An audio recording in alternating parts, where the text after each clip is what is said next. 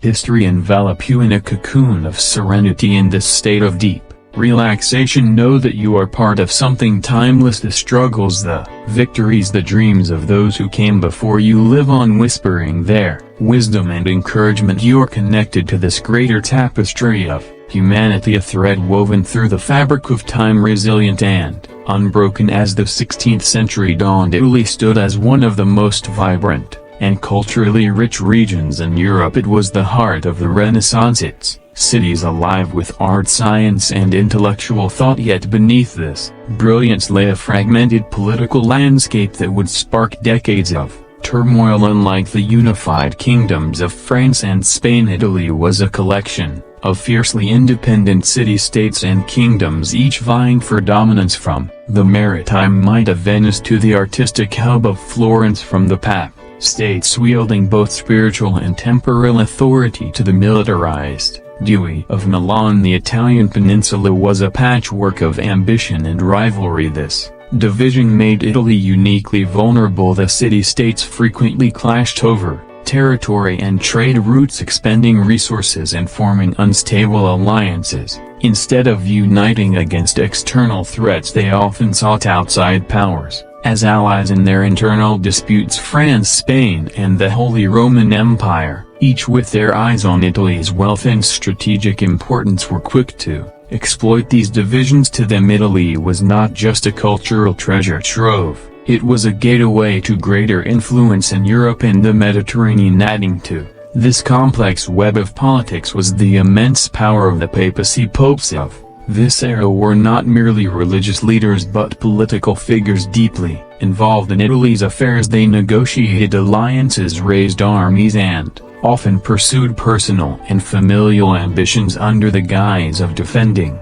In Christendom, the Church's wealth and landholdings made it a significant player in the power struggles that shaped the region. Popes like Alexander II and Julius II used their positions to influence the balance of power, turning Rome into both a battleground and a prize. The Renaissance further heightened the stakes. Italian cities were not only politically and economically important, they were also cultural beacons. The competition among states to sponsor the greatest artists, thinkers and architects added another layer of rivalry. Florence became synonymous with innovation, Venice dominated trade, and Milan built its reputation on military strength and strategic alliances. These states, despite their brilliance, often overestimated their ability to control the forces they unleashed when inviting foreign powers to intervene in their disputes. The spark that ignited the Italian Wars came in 1494 when Charles VII of France, claiming a dynastic right to the Kingdom of Naples, marched his army across the Alps. His invasion was the result of years of political maneuvering and alliances gone awry. Florence, Naples and Milan had all played roles in drawing France into Italian affairs, hoping to use Charles's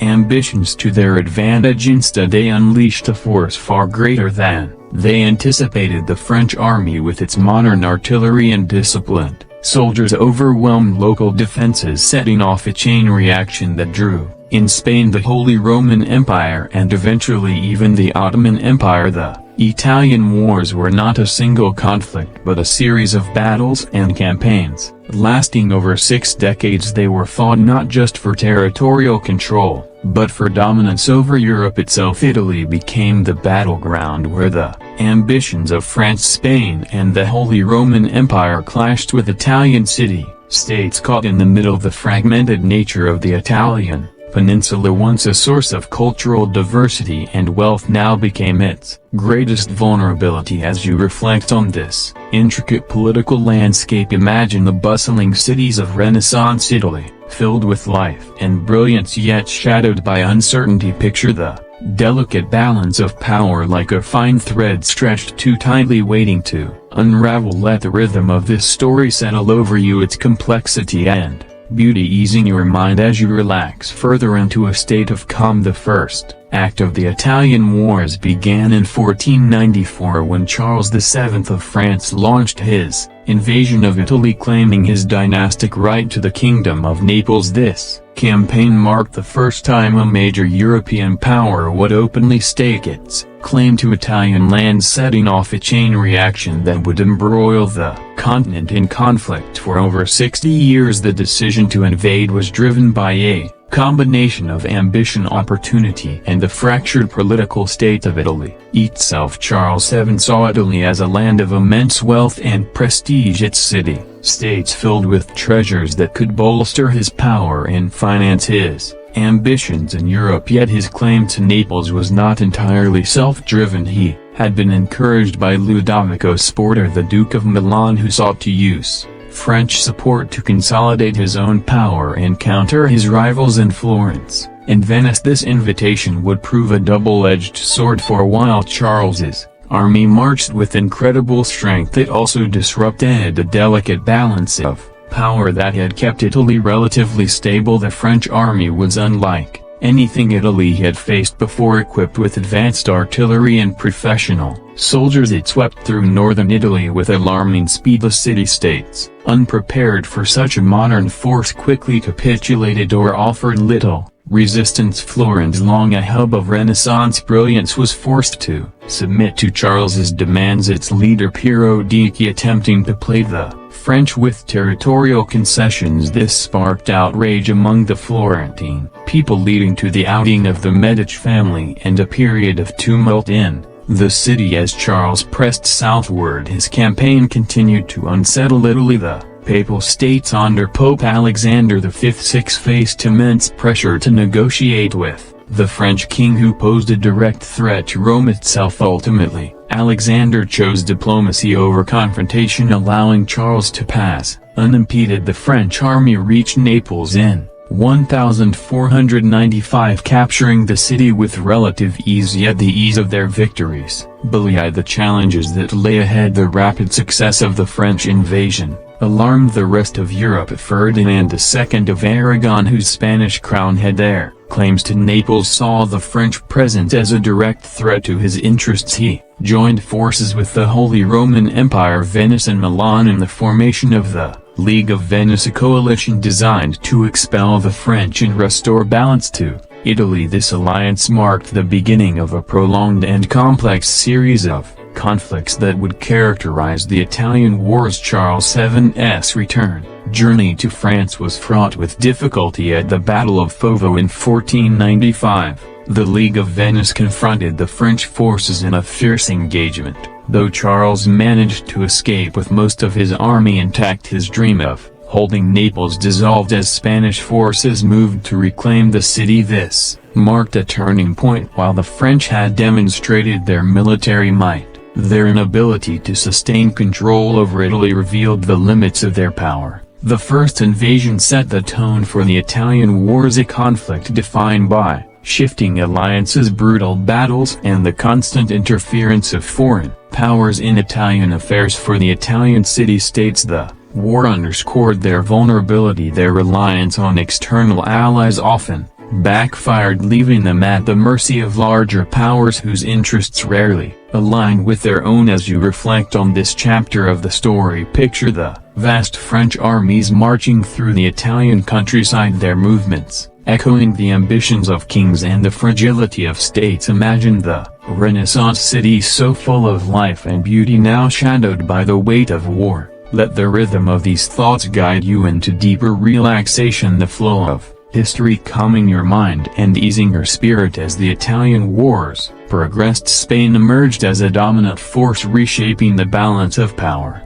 across Europe and the Italian Peninsula. Following Charles VII's retreat, Ferdinand II of Aragon sought to strengthen Spain's influence, focusing on reclaiming Naples, a key prize in the struggle for Italian supremacy. Spain's military, under the leadership of Gonzalo Fernández de Cordoba, revered as the Great Captain, introduced innovative battlefield strategies. The Spanish discipline formations combining pikemen and Arabs proved revolutionary. Their effect surpassed that of the traditional heavy cavalry favored by France in a series of decisive battles including Chinola and Gariano in 1503, Spanish forces secured Naples. Their victories demonstrated superior tactics and organization. With Naples under Spanish control, Ferdinand established Spain as a key power in southern Italy, solidifying its influence and preparing for further engagements with France. Yet the French were far from deterred. In 1515 Francis I ascended to the French throne and reignited his nation's ambitions. His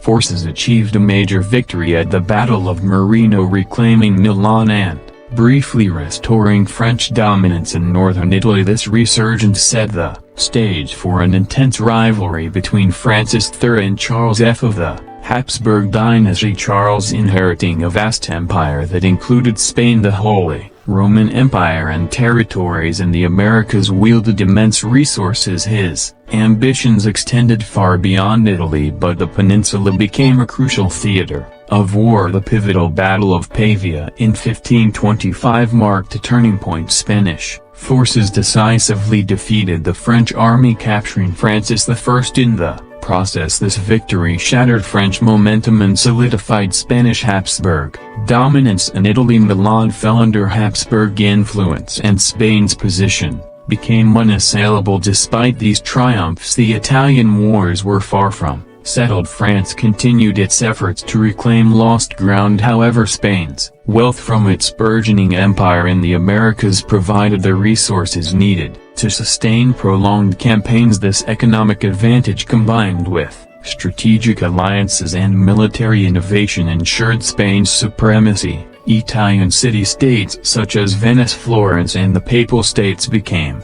entangled in this larger conflict, their independence increasingly compromised as foreign powers dictated the region's fate. The conflict reshaped Italy, turning it into the epicenter of European power struggles. Its vibrant cities and cultural landmarks endured cycles of war and occupation, yet through it all the resilience of its people shone. They continued to create art, foster innovation, and maintain their identity even amid turmoil. While you drift further in sleep, picture the rolling hills of Italy and the bustling cities of the Renaissance, their beauty and complexity undiminished despite the shadow of war. Imagine the measured rhythm of history, the ebb and flow of ambition and resilience, and let the cadence of these thoughts guide you toward peace. Each detail of this story invites you to unwind, to let go of the day's tension as the calm of the past eases your mind. By the early 1520s, the Italian wars reached a brutal and transformative juncture, a moment that underscored the devastating consequences of prolonged conflict. The sack of Rome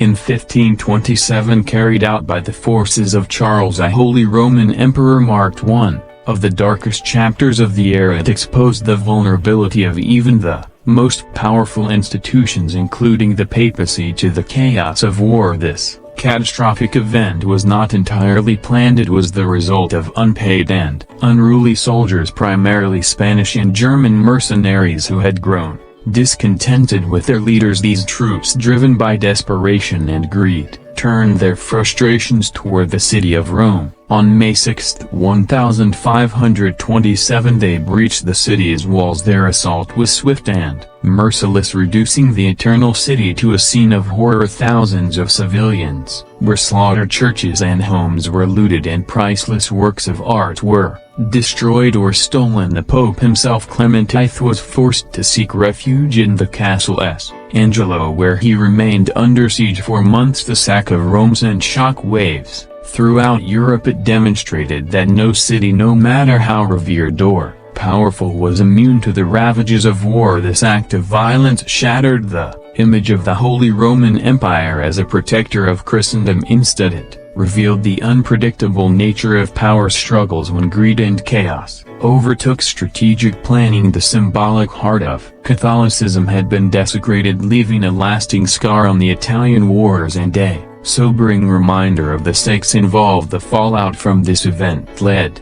to a re-evaluation of alliances and power dynamics. The Pope, who had previously aligned with France and other anti-Habsburg factions, was forced to reconcile with Charles I. This uneasy alliance reshaped the political landscape of Italy, placing the papacy firmly under Habsburg influence. For the French, the sack represented another setback in their ambitions to dominate Italy. The devastation of Rome weakened their potential ally, leaving them increasingly isolated in the conflict. As the dust settled, the sack of Rome came to symbolize the broader toll of the Italian wars. The conflict had begun as a battle for territorial control, but it had evolved into a far-reaching struggle that disrupted the cultural, economic and political fabric of Italy. The Renaissance ideals of beauty, innovation and humanism were overshadowed by the relentless march of armies and the ambitions of rulers. Even amid this devastation, Italy's resilience persisted. The people of Rome began to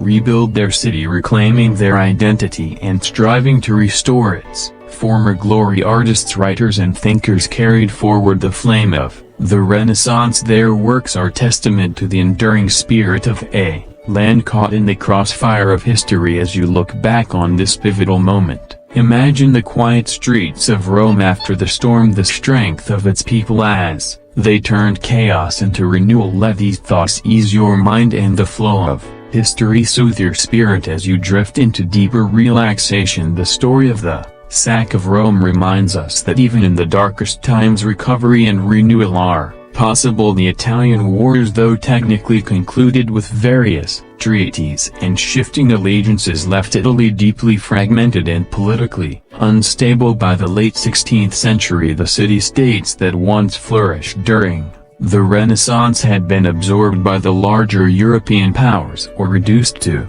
minor players in the geopolitical theater. The outcome of the wars had profound consequences not only for Italy but for the balance of power across Europe. After the sack of Rome in 1527, the political situation in Italy grew more complicated. The papacy weakened and diminished in prestige, was now firmly under Habsburg influence. Pope Clement VII, despite his earlier resistance, was forced to sign a peace treaty with Emperor Charles I, marking the start of a period of Habsburg dominance in Italy. The French, now dealing with internal turmoil and an empire stretched thin, were no longer able to exert as much influence over Italian affairs. Milan, once a powerful independent Dutch, had fallen under Habsburg control following the French defeat at Pavia and the subsequent Treaty of Madrid. Similarly, Naples and other southern Italian regions were now under Spanish rule. Venice, though still a powerful republic, found itself increasingly isolated, unable to maintain its former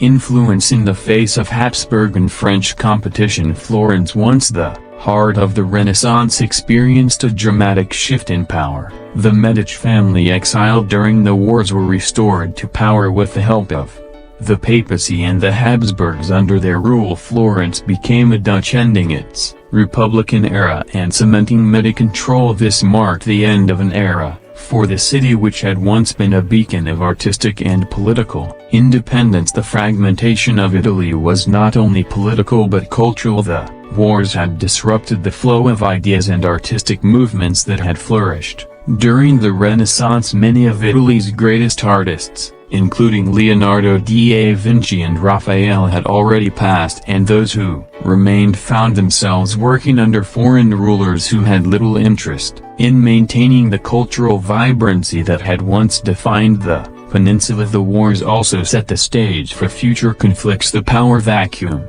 left in Italy, coupled with the continuing rivalry between France and Spain, ensured that Italy would remain a battleground for European ambitions. Well into the 17th century, the Italian states, once autonomous and rich in their diversity, had been transformed into pawns in a larger game of European politics. Yet even in the aftermath of destruction and division, Italy's identity remained intact. The Renaissance had planted seeds of intellectual, artistic and scientific achievement that would continue to influence the world long after the wars had ended. Italy's cities, though scarred by years of warfare, would eventually rise again, fueled by the leg of those who had once shaped the course of history. As you reflect on this final phase of the Italian wars, picture Italy, its cities, landscapes and people rebuilding in the wake of centuries of conflict. Let these thoughts soothe your mind. The quiet endurance of a nation marked by the passage of time. Feel the ebb and flow of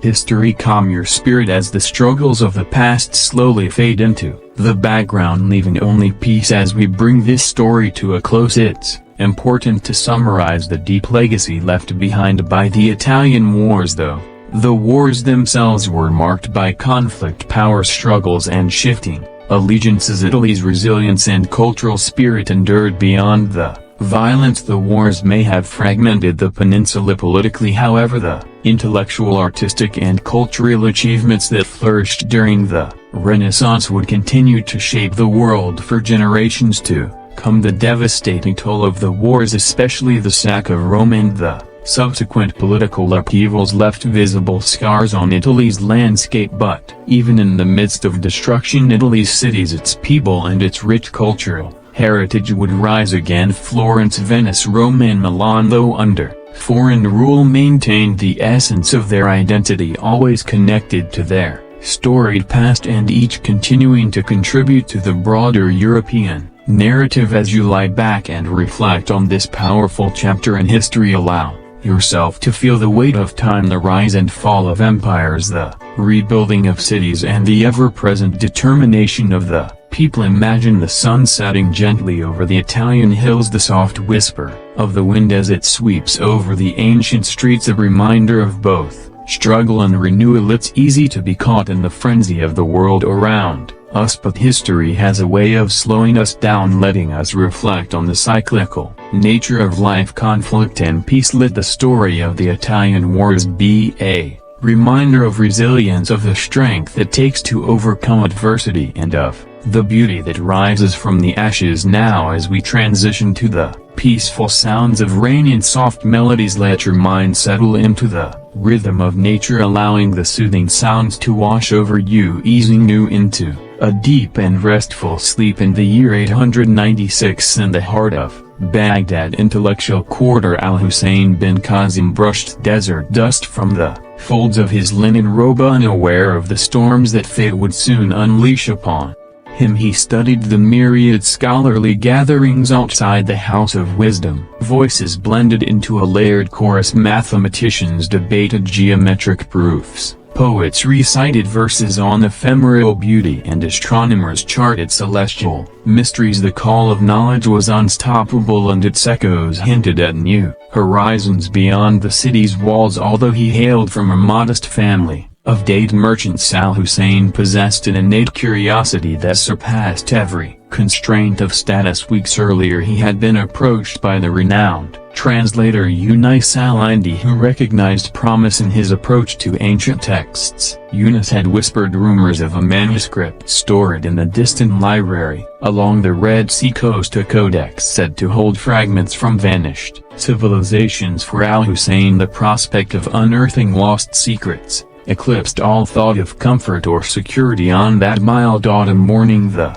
city's horizon shimmered with trade caravans and the swift swirl of travelers from every corner of the known world. Greek philosophers, Persian scholars and Indian mathematicians crowded to the thoroughfares, exchanging theories and goods under the CFF's tolerant gaze. Their House of Wisdom had become a magnet for knowledge, a beacon that drew in talents as diverse as the spices sold in Baghdad's markets. Under this atmospheric mosaic, Al-Hussein felt keenly that his destiny extended beyond these stored streets. Yunus al-Hindi had given him a letter of passage sealed with the translator's distinctive monogram, allowing safe conduct through the desert routes. The cryptic list of questions about that ancient codex, queries no one else could decipher, loomed large. Al-Hussein grasped the significance. If the manuscript existed, it might reveal the lost methodologies of a civilization rumored to have harnessed knowledge of geometry, astronomy and medicine far beyond the current era. Discovery meant prestige, but also the possibility of rewriting entire chapters of known history. Pressing the letter against his chest, Al-Hussein reflected on his father's tales, the desert unpredictable and capricious, consumed unprepared wanderers without mercy. Tales of caravans lost in sandstorms or raided by marauders haunted the nightly gatherings in local tea houses. Still, the lure of Revelation eclipsed any fear and he resolved to depart at dawn the following day. Engaging a caravan of spice traders, he planned to share provisions and glean from their survival knowledge, forging alliances in an environment where trust was currency. Sunrise found him at the city gates where camels groaned beneath woven saddlebags stuffed with exotic goods, saffron from Persia, frankincense from Oman, and turquoise from far-off lands. The caravan leader, inexperienced merchant named Maram Binst, cast an eye over Hussein. She was known for her leadership and her capacity to navigate shifting alliances among tribal factions. Though suspicious of scholars who ventured out of libraries, she recognized the advantage of traveling under the banner of the prestigious House of Wisdom. As the gates of Baghdad shrank behind them, the caravan merged with the vast desert's hush. Dawn's golden light outlined distant dunes that seemed both majestic and forbidding. Al-Hussein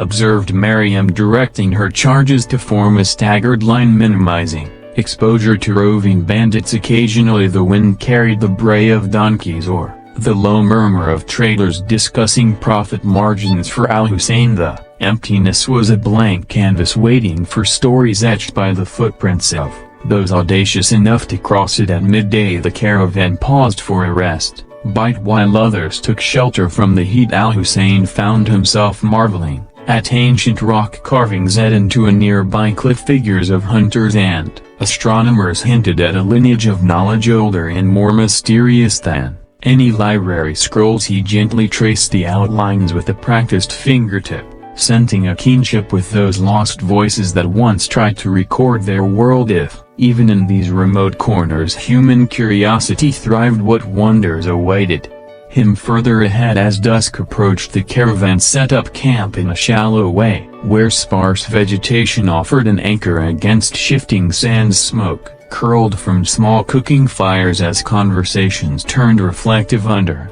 the emerging constellations. Loose as unraveled a worn scrap of parchment, Eunice his instructions and studied the cryptic glyphs he would eventually need to identify an undercurrent of excitement within him, tempered by the realization that he was crossing into unknown domains. Tomorrow, he told himself, would be the first step into discovery's deeper realm. In the early dawn, the caravan pressed eastward toward a series of desert oases whispered about in old merchant journals. Each oasis served as a precarious lifeline against the relentless punishing heat, and Maryam's leadership ensured their small group navigated meticulously. She brokered safe passage with tribal patrols, offering tokens of trade in return for unimpeded travel. Meanwhile, Al-Hussein keenly observed everything: the subtle changes in wind direction, the traces of ancient pathways etched into sandstone, and the silent resilience of his fellow travelers. The first oasis they reached was little more than a cluster of date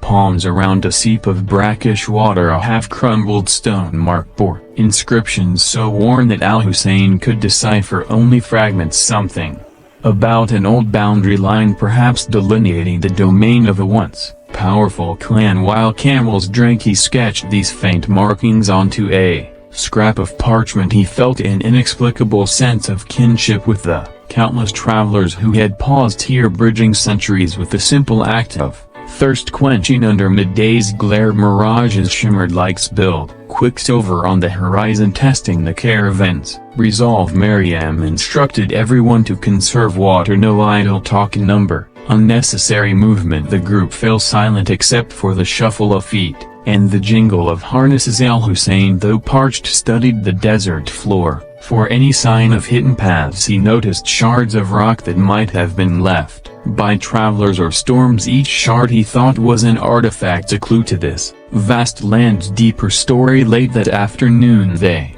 encountered a wandering nomad who carried a battered lute. His desert-weathered face spoke of countless roads traveled in exchange for water. He offered a ballad about a hidden city said to rise from the sands once every century, a place with alabaster walls, if legend could be trusted, concealing a trove of scrolls older than Babylon. Al-Hussein listened, heart quickening, though Maryam dismissed it as A fanciful tale the scholar within him sparked at the thought of such a discovery. They arrived at the second oasis by dusk, greeted by the scent of wet earth. The moon's reflection quivered on the water, a promise in the darkness. Maram arranged night guards while the rest settled near tufted grass and short palms. Al-Hussein unrolled his notes, scribbling every rumor and observation he gathered that day. He felt a stir of anticipation, thinking of Un's letter and that elusive codex. If legends held any truth, perhaps the path he followed would brbrch into revelations. Before sleep, the caravan huddled for a supper of flatbread and dried figs. Conversation meandered to improbable tales, spirits that roam the dunes, hidden jinn kingdoms beneath the sand. Maryam, ever pragmatic, rolled her eyes but allowed these stories to pass unchallenged, aware that tales could soothe weary minds. Al-Hussein listened thoughtfully, dissecting each legend for kernels of historical fact. He sensed how desert myths blended with real events, forging a tapestry of belief. Each story, he realized, held a reflection of human longing. Sleep came fitfully between ragged gusts of wind that rattled the palms. Al-Hussein dreamed of an endless corridor lined with doors of sandstone. Behind one door lay the hidden city the nomad described, behind another the Red Sea library. He awoke to the howling of a jackal. Unsure if the dream was an omen or mere fantasy, still his conviction remained firm. He would continue chasing knowledge across these shifting landscapes, trusting that destiny might reveal itself within the margins of the unknown. By morning, a layer of sand dusted every surface and the caravan resumed its cautious advance. The air felt thick with unspoken tensions. They reached a rocky pass where looming sandstone pillars resembled silent sentinels. Maryam signaled a halt, sensing something amiss. Al-Hussein peered into the ravines, half expecting bandits or lurking predators. Instead he found stillness. However, the unease remained. Sometimes the desert concealed its perils in plain sight. Being time, the caravan pressed on, anxious to leave those brooding columns behind. That evening they camped on the pass's far side, sheltered from direct winds by a towering rock face. After supper, Al-Hussein examined an astrolabe Maryam carried for navigation. The device's etchings mesmerized him, reminiscent of the geometric wonders housed in Baghdad. He wondered if the rumored codex might expand upon such celestial insights. As the fire died down, he sat reflecting on how each horizon revealed new questions, not answers. Perhaps the desert's greatest secret was its power to kindle an unending quest beyond the past. Dawn unveiled a stark plateau where the wind carried the faint tang of salt. Maryam reckoned they were approaching the edges of a vast basin leading toward Th.